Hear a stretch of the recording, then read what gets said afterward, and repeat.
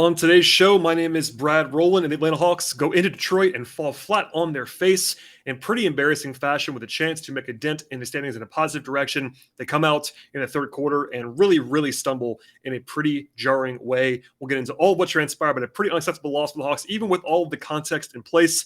And there was some difficulty on the back-to-back, but still a bad performance from the Hawks in this game. We'll touch on all of that coming up. You are Locked On Hawks, your daily Atlanta Hawks podcast. Part of the Locked On Podcast Network. Your team every day.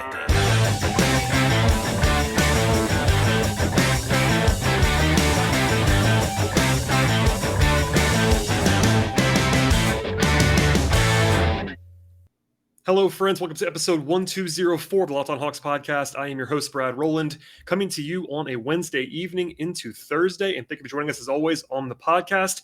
Make a Locked On Hawks podcast your first listen each and every day. Check us out on all platforms, including Apple Podcasts, Spotify, and our YouTube channel, which is now up and running, which you can see me live on right now if you'd like to be watching this podcast.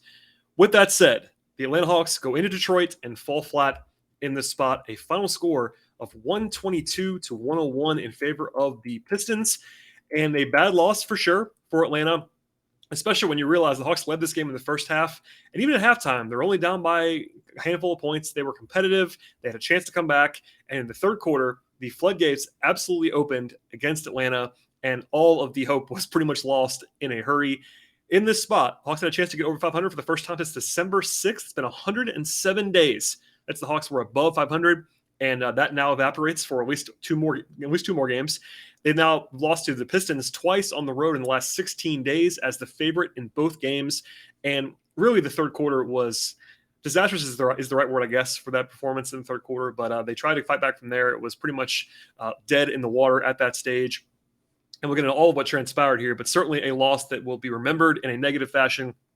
And the only real bright spots in this one was some opportunities for Jalen Johnson to play. That was kind of a headliner on the positive side. But other than that, not a whole lot to be positive on this particular podcast. With that said, we'll get into the game as we always do. And we always try to take no days off on this show whenever we can. We sort of dive into the context and the analysis and the evaluations, etc.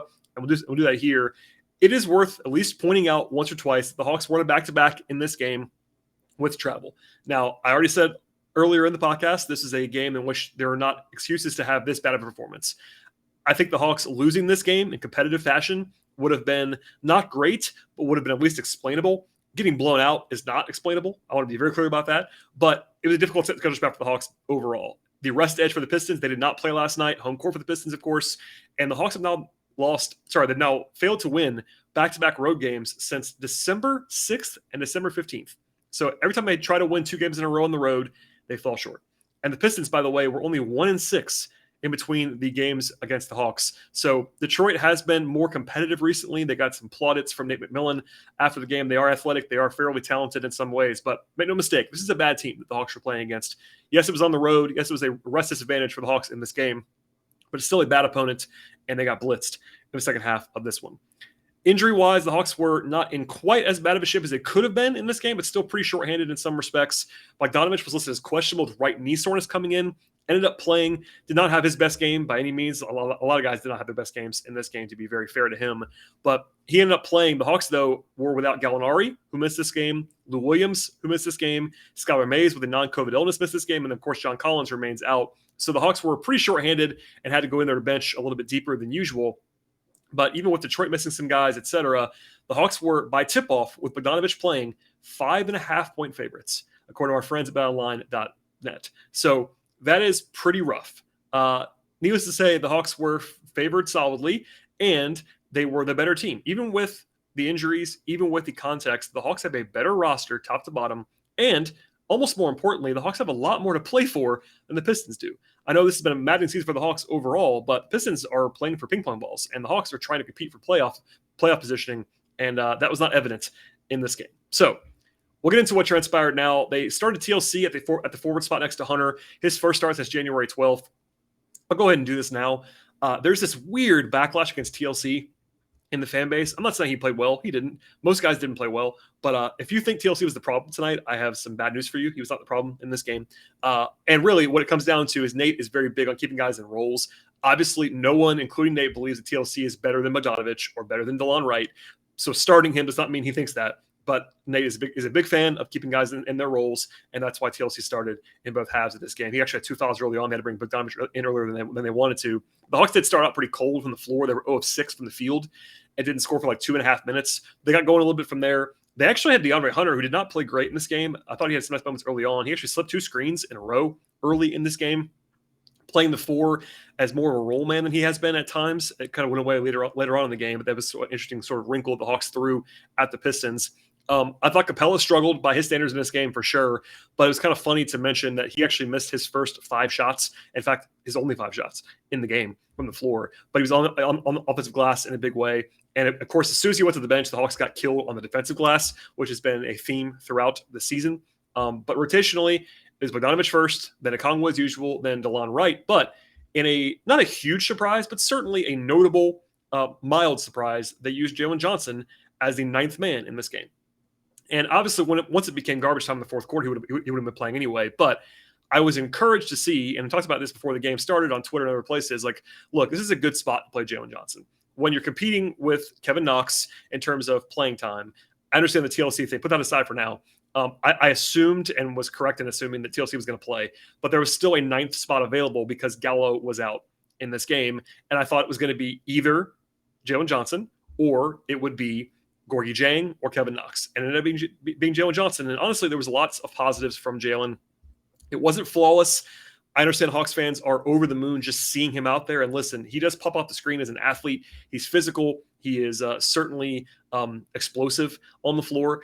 And his early buckets were pretty. He had a nice driving bucket of a pass by Trey on his first minute when he was out there. He had a nice back cut later in the quarter for a layup as well. He had a great finish on the lob from Bogdanovich. So lots of good stuff in his profile. Of course, on the flip side, I am contractually obligated to point out that he was pretty bad on defense in this game. And this is the thing I've been saying for a long time. This is, on some level, me having an educated guess. But knowing Nate and knowing the situation, I think the reason, and I've said this before on the podcast, but if you're a new listener, you might not have heard this, the reason why he does not play is defense, not offense. And I know people don't really care about that. Defense is always undervalued, under-discussed. But rookies generally are bad on defense, flat out. And then you have a coach in McMillan that definitely values defensive reliability more often. Like we saw him play Solomon Hill a ton last year for the same reasons when Hawks fans didn't always love seeing Solomon Hill play. This year, same thing with TLC and even Knox, who's probably a little bit more reliable on defense than Jalen is at this point in time. So it was sort of the full experience. The offensive end of the floor was very, very encouraging and overall a very encouraging night for Jalen on the whole. But defensively, there were some pretty obvious breakdowns from him. They played some zone, which I thought was actually interesting to kind of throw out there. I thought it was pretty clear that they prepped him to play in this game. He was prepared to go out and play the zone. They slipped some screen on offense.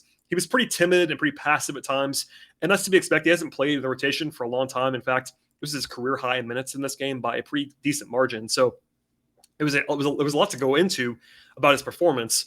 But, and we'll come back to it later on as well with some individual player observations, but I think that on the whole, it was kind of like you saw what you wanted to see from Jalen Johnson. And I mean that in every possible way between the Hawks playing him, which I think is a good thing, and I would have played him in this game. It's a good opportunity to have him play with fresh legs against a pretty bad opponent in Detroit. And honestly, I would have played him before this game, but leave that aside for now. And also, offensively, you saw the finishing, you saw the burst. And then defensively, if you don't care about defense, you didn't notice it or you didn't care. Or if you're trying to watch every possession on defense, you notice that he's a rookie who has some breakdowns. So it's kind of the entire scale from Jalen, which is what I expect. Not a bad thing at all. And I think, again, encouraging on the whole, but that's where we are for now. Anyway, the Hawks were actually leading this game by 5 points in the first quarter, which is pretty funny. They had a 135 offensive rating in the game. Now, later on in this spot, just remember when I talk about the bad numbers for the entire game on offense, and then remember the Hawks scored 31 points and had a very, very good offensive efficiency number in the first quarter. So that's how bad they were the rest of the game. From there, a pretty bad start to the second quarter overall by the Hawks, a 13-3 run by the Pistons to have them take the lead. The Hawks turned the ball over 3 times in the first 90 seconds. The Pistons scored 8 points on the first 3 possessions. Bogey got a flagrant foul. The Hawks missed 6 shots in a row, and that was kind of a preview of what transpired later on. I liked actually that they went to Bogdanovich and Herter when Trey went to the bench, but it did not help things in that spot. They struggled mightily on offense when Trey went off the floor. They scored 8 points in like 5.5 minutes without Trey. That's kind of to be expected, but also pretty rough. They were down 11 Detroit scored 28 points in the first 8.5 minutes of the second quarter. And I checked this and actually tweeted it out. At that point, down 11, the Hawks were still favored in the game. But like 2 minutes later, when they were down by I believe it was 8 or 9 points late in the first, they were small underdogs. And that told you the story at that point in time. So they actually got to stop. And then Trey beat the buzzer in transition at the end of the half to go up into halftime only down. And I say only with scare quotes, only down by 8 at the halftime break. But the second quarter was very gross. Now, obviously, it got worse somehow for Atlanta. But second quarter, they shot 7 of 23 from the floor with 6 turnovers. That is very, very rough. They hit 5 threes to kind of bail themselves out a little bit. But at the half, even with an awesome first quarter, they had 51 points on 50 possessions. That's a very, very bad ratio. Defensively, it wasn't quite as bad, but you're still down by 9 points. Now, I have to be honest. I thought at halftime the Hawks were okay in shape. Now, were they going to win? We'll see at that stage, and obviously they didn't. But I thought they were like, all right, kind of a coin flip at that point. Being down 8 as the better team on the road, having a lot to play for, etc. But I was obviously wrong about that. We'll touch on all of that in a second, because the third quarter, if you didn't see this game, and I can't imagine if you didn't see the game that you're listening to this podcast, but if you are, thank you for supporting the show. That's for sure. But as I look ahead, the third quarter out of the gate was an absolute catastrophe. Before we get to that, though, a word from our sponsors on the podcast today. Do you realize why free trials renew without your consent? It's a business scam that's out to get you. Do not let corporations pocket your money out of their own greed. Instead, download TrueBill to control of your subscriptions. TrueBill is a new app that helps you identify and stop paying for subscriptions that you don't want or that you don't need or even forgot about entirely. And on average, people save $720 per year using TrueBill. TrueBill makes things that honestly can be very difficult incredibly simple, because canceling subscriptions can be difficult. And that's on purpose by companies. If with TrueBill, though, you can link your accounts together. TrueBill will cancel those unwanted subscriptions in just one tap. And as someone who manages a ton of subscriptions, keeping up with all the sports stuff in my life, I can tell you that TrueBill is awesome, and I highly recommend it. It has more than 2 million users. TrueBill has helped people save more than $100 million already. Do not fall for subscription scams. Start canceling today at TrueBill.com/LockedOnNBA. Go right now to TrueBill.com/LockedOnNBA. It can save you up to thousands of dollars each and every year. TrueBill.com/LockedOnNBA. Today's show is also sponsored by NBA Top Shot. And NBA Top Shot is the official licensed NFT of the NBA. Connect with a community of hundreds of thousands of NBA fans as a natural progression of fantasy sports and a way to upgrade your personal experience as an NBA fan. It's the future of what an NBA fan looks like. It's part trading cards. It's also part stock market for NBA and fantasy sports. And it's honestly kind of an online loyalty program for the NBA. Investors include Michael Jordan, Kevin Durant, not to mention Will Smith. There was lots of NBA players involved in the community as well, like Tyrese Halliburton, Cole Anthony, and Harrison Barnes. People ask all the time why people would buy a highlight when I could watch it on YouTube for free. It's not just about that. It's about having an ownership stake in what's akin to a stock market for the NBA's greatest highlights. This is the opening tip-off of the digital age, and NBA officially licensed NFT will be a big part of that digital age. And imagine when NFTs are even the mainstream on social media. Signing up for Top Shot today is the best way to start by getting yourself a starter pack. Pull an NFT of a superstar like LeBron or KD or Trae Young, or star rookies like Cade Cunningham or Evan Mobley for just $9. And if you don't pull your favorite player from that starter pack, snag moments from the marketplace that absolutely appeal to you. Challenges are also a great way to earn exclusive Moments NFT rewards. Complete challenges to unlock exclusive Moment NFTs, and you treat Top Shot like a best of daily fantasy sports. Top Shot's Moments get you access to events and can be used in fantasy minigames on a regular basis. Top Shot is fantastic. Once again, it's the officially licensed NFT of the NBA. Check it all out today at NBA Top Shot.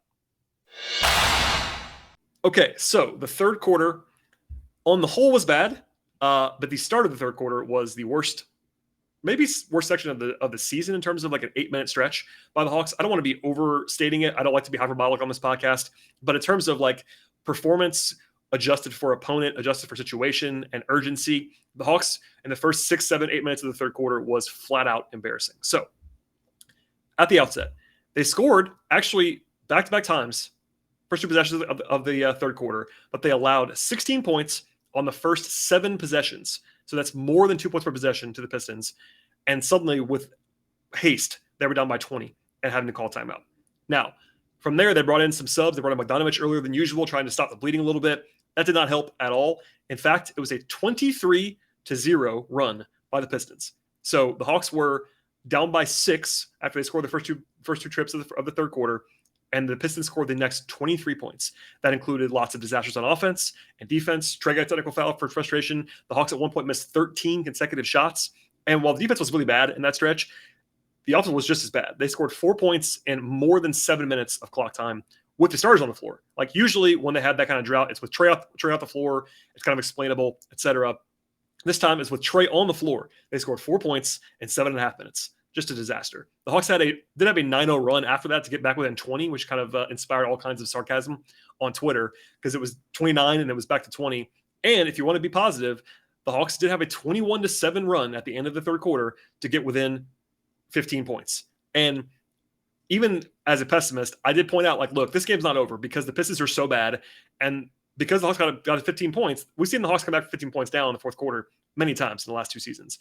And really, it was Bogey and Delon Wright making some threes late in the quarter. Bogey and Wright were 4 of 7 from 3 in the third to get back into the game. But still, the damage was done for the most part. Just for one more time, a 23-0 run by the Pistons against the Hawks in the third quarter. That was the game in a nutshell. In the fourth, they had some chances to cut into the lead. The Pistons actually only scored 2 points in the first 3 minutes of the fourth quarter, but the Hawks kind of on cue went scoreless. So after they had some bright spots late in the third with some scoring, they stopped scoring and their opportunities kind of vanished. Had they had a good start to the fourth quarter and maybe gone on like an 8-2, 10-2 kind of run because the Pistons could not score, they would have had a chance in this game. But that was kind of their last opportunity to make this thing interesting. They went to Jalen Johnson at the 5 and tried to speed up a little bit with some mixed results there. I've talked about it a lot on the show, but for new listeners who might not be watching College Park every night, Jalen's played a ton of center at College Park. And there was some surprise when I mentioned this on Twitter during the game. And I'm not expecting Hawks fans to watch College Park. I totally get that. But Jalen's played a ton of center at College Park. And I know he's not a center full-time. I think he's going to be a long-term power forward. I know he's been built as a combo forward, but I've been saying all season long, he is playing more 5 than he is 3 this season. He's really more of a 4, but still. But they tried that, and I understand why they did it. In fact, if you're going to do it, they played him alongside Delon Wright and DeAndre Hunter trying to play some defense and try to be a little bit faster. But it was kind of a party going to the rim for the Pistons, which is not exactly Jalen's fault. He's not a primary rim protector at this point in time in the NBA. But the offense didn't score either. And finally, the Hawks waved the white flag. They brought Trey back in. They kind of made it close enough where they brought the starters back in when they were down like 17, 18, 19 points. But when finally they had called timeout with 6 minutes to go, down 23, they called timeout. Trey comes out. They put in Kevin Knox and Gorgui Dieng, and it was pretty much garbage time from that point forward. So I wouldn't say the entire fourth quarter was garbage time because the Hawks did get back within 15 points. But on the whole, it was not a lot of competitive moments in the second half of this game, despite the Hawks scored 50 points after halftime. So as far as takeaways are concerned in this game, the offense scored less than a point per possession. That is very bad. So if you want to actually look at it, most of the losses this season for the Hawks have been defense-first losses. They are obviously bad defensively this year, bottom 5 in the league. They're top 5 offense. In this game, by the numbers, the offense was the problem, not the defense. Now, I think they both were, to be candid, but the offense was really bad. 40% from the floor, 32% from 3, only 15 free throw attempts. That's very bad. 21 assists is below average for them. They got below average numbers on the offensive glass. Basically, the only thing that the Hawks did, even average in this game, was avoid turnovers. They only had 13, which is about what they averaged for the season. But every other number, from points in the paint to three-point shooting, free throw shooting, etc., everything was bad on offense in this game. Defensively, they allowed about a 116 defensive rating. That's not very good, but it's not as bad as you might think in a game that the Hawks lost by 21 points. It's one of my favorite games when I say this, but if I told you the Hawks lost this game by 21 points, I would have guessed their defensive rating was a lot worse than 116. It's still not good. I want to be honest about that because Pistons are pretty bad on offense, but Detroit shot the ball pretty well. They took 10 more free throws than the Hawks did, which is definitely a problem. They won the glass on both ends of the floor. 54 points in the paint for the Pistons in this game. So basically no one played well defensively with the exception of maybe like Delon Wright. Maybe even Capella had a bad night for him. He was still their best defender, but that's kind of a low bar to clear in this one. And really, the Pistons just kind of dominated the game in a lot of ways. Like, we'll get into the player evaluations, but before we do that, I just want to say, like, out loud, look, the Hawks losing this game, I don't want to be hyperbolic. I really don't. It's kind of an embarrassing performance. And I think that I'm a big person who is advocating for context when evaluating results. And I did tell people on Twitter, I said this offline, I said it online today, like, always be wary of a road back-to-back in the NBA. It's nothing easy about that. And the Hawks were favored. I had a guy go back and forth with me, actually in really smart fashion, like saying, look, I don't really trust the Hawks on the road right now. And you shouldn't. With this loss, the Hawks are 13-23 on the road, and they have not won back-to-back road games since December. That's 3+ months ago. It's been a long time. So I'm not shocked by them losing this game by any means. I'm not even shocked by them losing by 21 points, but that doesn't mean that that's not a bad result. So, like, I'm not someone who is going to go out there and bang the table and say, like, fire everybody, all that stuff. But, like, if you're looking for a positive, takeaway from this one, really aren't many to find. Like Jalen Johnson, which we'll get into later on, is probably the only one. But I mean, Miller talks about tired legs in this game. Look, they probably had tired legs. That's kind of the nature of the beast in March on a road back-to-back. But at some point, a team's got to find themselves ways to win games like this. And the Hawks won one on Tuesday. We talked about on this podcast extensively last night. Like, they didn't play great on Tuesday either. Like, and that's a game I was actually kind of encouraged by because the Hawks didn't play very well in New York, and they still won a road game. And that's not a small thing. It might sound like a small thing. It's not. But one day later, they played worse for sure. Pistons did play well, so credit to them. But the Hawks getting just blown out of the game in the third quarter, being down by 29 points in the third to this Pistons team with a lot on the line is just really bad. And I don't want to excuse it. So we'll leave that there for now. I'm not going to scream and yell about Nate being fired or whatever Hawks fans want to do right now. But frustration is more than warranted after this performance, and that's all I'll say at this stage.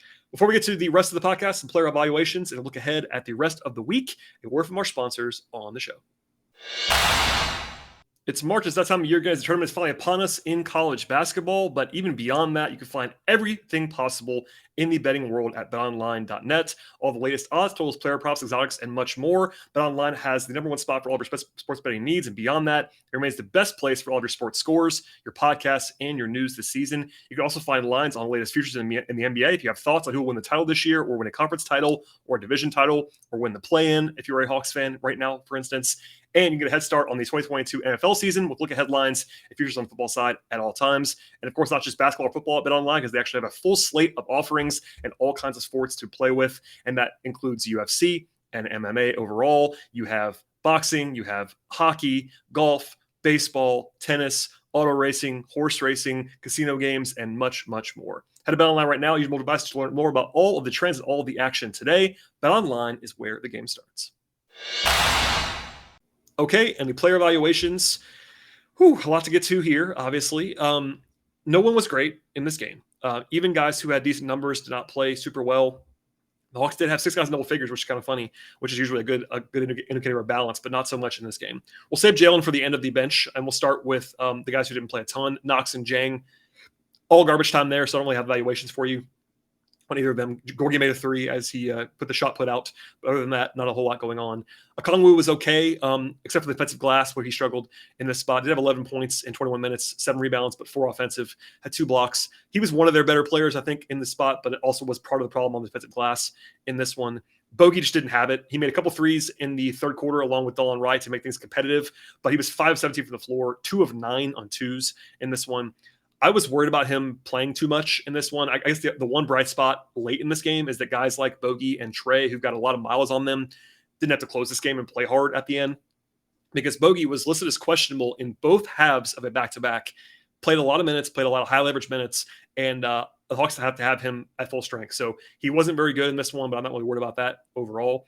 Delon Wright was okay. He actually made 3 threes for him, 11 points, 4 assists, 2 steals, and a block. He was +4. He was the only him and Jalen Johnson were the only guys in the positive that played more than 6 minutes. I think Delon was pretty good, but it wasn't like he saved the day. It was just like he was out there when they were having some better runs, but I think he played pretty well on the whole.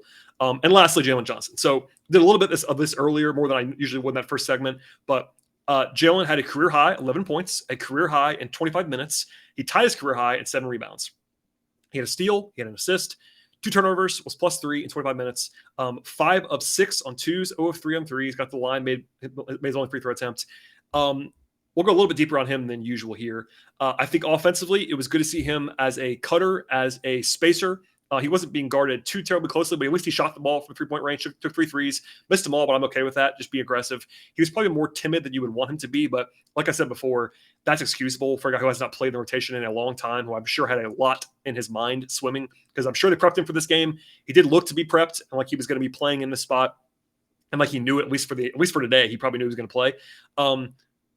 Offensively, like you definitely see the burst. Like that's not anything breaking news. Like the numbers in the G League have been off the charts good in terms of his counting stats. Those can be a little bit misleading in that the G League is a high scoring environment a lot of times. And like, he's just too good, too athletic to not put up numbers in the G League, but his finishing is what it is. Like it's one of his strengths for sure. I think he settles too much in some respects for jump shots, but in this game, he really wasn't doing that. He was getting to the rim, being responsible, attacking, and the burst is undeniable. Also, McMillan talked about this after the game. I think he's 100% right. Jalen's rebounding is a big plus. I said this, and I don't mean to be like, it's not really me being negative about everybody else, but at the moment with Collins out, Jalen Johnson's probably the second best rebounder on the team behind Capella. Like maybe a Kongwu, like pound for pound might be better, but given at least position for position, Jalen at the 4 is a much better rebounder than a Kongwu at the 5. So like, I'm not saying that's the reason that you have to play him, but I've talked about this for a long time now. I'm sure listeners that are regular listeners to the podcast will know this, but I've been banging the drum for a long time since Collins has been out, especially, but even before that, go down the roster, Okongwu, bad rebounder at center. Gallinari, who didn't play in this game, but is a bad rebounder at the 4. Hunter is a bad rebounder anywhere, 3 or 4. The guard, like the wings, Herter and Bogdanovich are not great rebounders at all for their positions. So like, and Trey obviously is not a great rebounder either. So if you're looking for a spot where Jalen Johnson, beyond just his, finishing and his upside and the developmental side would actually help the Hawks, it's rebounding. He is really one of the best rebounders right now, and that's a positive for him. I think defensively, I don't want to be too mean about it because look, it's a bad spot for him. He's coming in cold. It is pretty bad. If you watch the tape back, he had a lot of breakdowns, and that's okay. I mean, rookies are bad, and this is something I've said a lot. And this year I haven't had to say as much because he just hasn't been playing. But if you're listening to this podcast for years now, I'm always someone that's going to tell you that the vast majority of rookies, even good rookies, even guys who I think are going to be great players down the line, guys like that are bad on defense for the most part. Like Evan Mobley this year is a giant outlier. Most guys are bad, and Jalen right now is a bad defender, and that's okay. He does have the tools though, on the bright side, to make those help plays, to make those explosive plays, the steals, the blocks, the huge rebounders. So like he could have those flashes, but possession by possession, you do see, and I'm not excusing this. I want to be honest about that. I'm not excusing it, but if you're trying to find a reason why he's not playing, that is the reason. I'm very, very confident in that. Overall though, a lot to like. And I think that it'll be interesting to see if he is going to play when Gallo returns. I'm pretty confident that when Gallo and Collins both play, Jalen probably won't play, but Collins might be out for the season, as we discussed a few times recently. Gallo might play on Friday, but do they give him the backup power 4 minutes, or at least some of them? They've been playing Hunter there some. I think that'll probably continue, but do you give Jalen Johnson the TLC minutes, or at least some of the TLC minutes on Friday, even if Gallo comes back? I don't know the answer to that. Nate was asked about that after the game, gave a kind of a we'll see answer, which is what I expect it to happen. And I've said it for a long time, even said today multiple times on Twitter, it was tough for me to project Jalen to play until he actually played. Now we've seen it, so I can believe it more. That it would not surprise me on Friday if he was in the rotation. It also wouldn't surprise me on Friday if he was in the rotation. So we'll see. And Nate is very unpredictable in that way in terms of whether he'll trust a rookie like that. But I'd say if you're looking for one positive from this game, there aren't many, but Jalen playing 25 minutes of real NBA basketball is a positive. Him rebounding the ball well, him finishing well, career highs across the board. That is what I have to leave you with in terms of encouraging stuff in this game. And just him playing at sort of a bare minimum thing at this point in time, but him actually getting some minutes in this game was it would have been infuriating if he didn't play, honestly. But he did play, at least have some flashes, even if it was kind of a mixed bag, as you expect. To the starters briefly here, TLC 1 of 7 from the floor, 1 of 6 from 3. He wasn't great. I think that, like I said before, I think the hate and sort of the disdain that he gets is very silly. Like he's a very competent backup wing, backup forward. Like he's not great by any means, but it's not his fault they lost this game by any means. We'll leave that there for now. Capella struggled on offense, did have 9 rebounds in 17 minutes, didn't play a lot, and I think that was probably okay. He actually was under the weather over the week, over the last couple of days, according to McMillan, so not a huge surprise there, but wasn't his best. I think there was some talk about this after the game. Capella has still been playing very well for a few months. I talked about this last night, but he was excellent on Tuesday. So, like, he's due for a bad game. That's okay. Herter was bad, I thought, in this one. 8 points, 3 of 12 from the floor, 1 of 5 on twos, 2 of 7 from 3, 2 assists and a steal, minus 30. What are you going to say there? Hunter had a couple moments early as a slipper in screens, but 15 points is kind of probably overstating his impact. Defensively, he was pretty bad. Rebounding wise, it's still been kind of a 0 for a while now. No steals, no blocks. Defensively, it was kind of a mess. Middling performance overall. And Trey had 21 and 9, but wasn't like he was explosive either. He was probably their best offensive player, as he usually is, but defensively, it is what it is. And kind of a B, sort of B minus, C plus, C minus kind of game from Trey. Nothing else to really get into on that one. As far as the standings are concerned, the Hornets did lose at home to the Knicks on Wednesday. So the Knicks did the opposite of the Hawks. The Knicks lost at home on Tuesday when they blew the lead to the Hawks, and then they go on the road on a back-to-back and win in Charlotte. A weird one there. But I believe, as I'm recording, I'm checking this now to make sure, but the Pistons, yes, the Nets actually lost to the Grizzlies. So both the Nets and the Hornets lost. So if you want to be positive, the Hawks actually lost no ground in the standings. They're still only a game back of the Hornets and trying to get to the ninth spot at this point in time. From here, the Hawks have a day off for travel on Thursday after the back-to-back, and they return home to face the Golden State Warriors on Friday. Now, the Warriors have been floundering recently, but they had actually a kind of bizarre, really impressive road win tonight against Miami, in which Jimmy Butler had a kind of an altercation on the bench with Udonis Haslem, a weird one there. But the big thing there is that Steph's not playing for the Warriors. He's out. So the Hawks obviously could lose that game, no question about it. But in my mind, as long as everybody's playing for the Hawks, they might even be favored in that game. As weird as that sounds, the Warriors without Steph on the road are not going to be the Warriors in the same way. But they still have talent. They still have Clay. They still have Draymond, etc. So that's not exactly an easy game on the schedule, and then hit the road again after that. So we'll see how the Hawks respond to this. We'll see if Gallo plays. We'll see, with Lou's back on Friday, etc. But overall, a split on a road back-to-back is not the worst thing in the world, but certainly they did not play well in either game, and they played very poorly on Wednesday. So not a lot of encouraging moments. And the Hawks, of course, have 9 games remaining in the season, which means even if they were to win out, which does not seem likely at this point, they would be at 45 wins. So for the first time all year long, the Hawks are now basically insured to be under their win total in the preseason.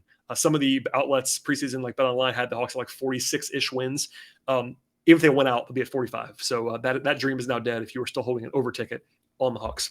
Okay, that's it for today's podcast. Some rambling here and some more lively moments than usual in some respects, but obviously a weird one at the office. My plan, unless there is going to be some breaking news between now and then, will be my next podcast to be on Friday at night. In fact, it's going to be very, very late. I actually have some travel to do for work purposes. My apologies on that. I always try to get the podcast to you as fast as possible, but it's going to be either very, very late on Friday, like 2, 3 in the morning, or it'll be maybe like first thing Saturday morning for the recap of the Warriors game. So my apologies there, but please subscribe to the podcast. I know that my listenership always drops after bad losses, and I totally understand that. But if you're listening to this all the way to this point, bless you for doing so.